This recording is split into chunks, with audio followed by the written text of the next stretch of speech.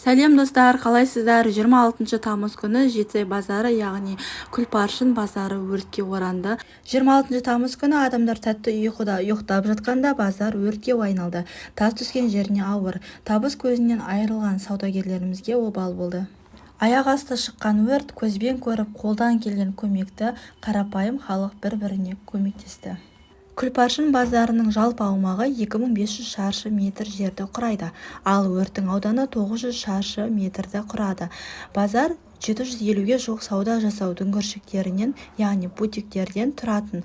Олардың 450-ден астамы толық жанып кетті.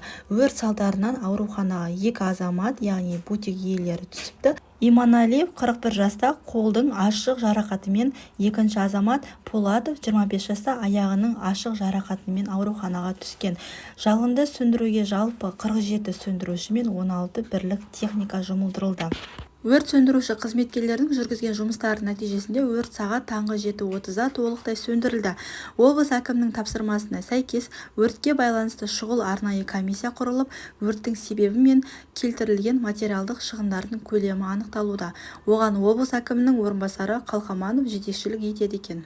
Өрт салдарынан келген материалдық шығындарын өтеуге байланысты аталған базардың саудагерлері, 100-ге жуық саудагерлері Жетісай қаласының Мұхтар Әуезов пен Қожанов көшелерінің қиылысында жиналып, жолды жабу әрекетімен наразылықтарын білдірді.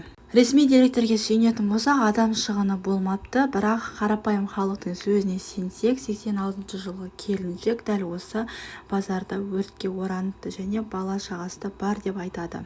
Жетісайда өрттен жапа шеккен кәсіпкерлерге көмек көрсетіледі деп айтып жатыр екен.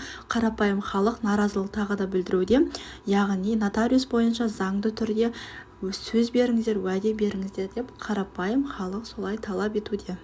Тауарларын аман алып қалған, жартылай болса да бірақ жұмыс орнынан айырылған, яғни базардағы местасынан айырылған кәсіпкерлердің назарына дәл қазіргі таңда осындай ақпаратты, яғни ақылды айтып жатыр екен. Яғни тауарыңызды уақытша үйде сатасыз, уақытша басқа адреске ауысасыз, онлайн сату жүйесіне ауыссаңыз болады дейді. Яғни Инстаграм және ТикТок әлеуметтік желілеріне салып сатуға болады деп кеңестерін айтуда. Өрт салдарының жою бойынша комиссия жұмыс жүргізіп жатыр. Комиссия төрағасы облыс әкімінің орынбасары Сәкен Қалқаман оқиғадан жапа шеккен кәсіпкерлермен тілдесіп, комиссия отырысын өткізіпті.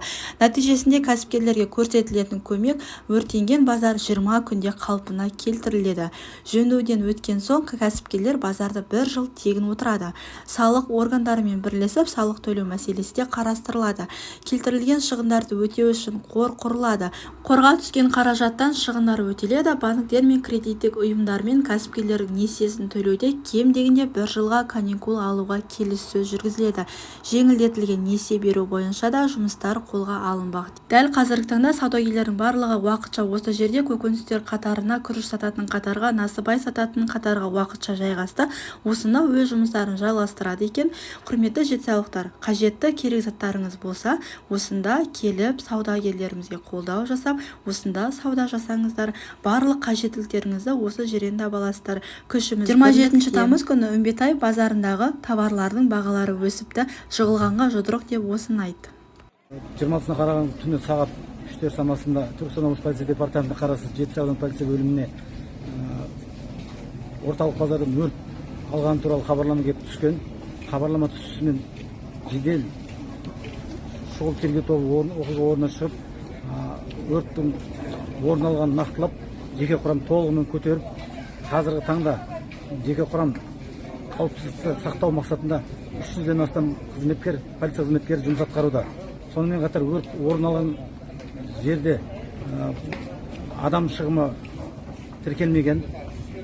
Қазіргі таңда жедел тергеу тобының қызметкерлерімен шығын көлемі және шығу себебін анықтау үстінде жұмыстар атқарылуда.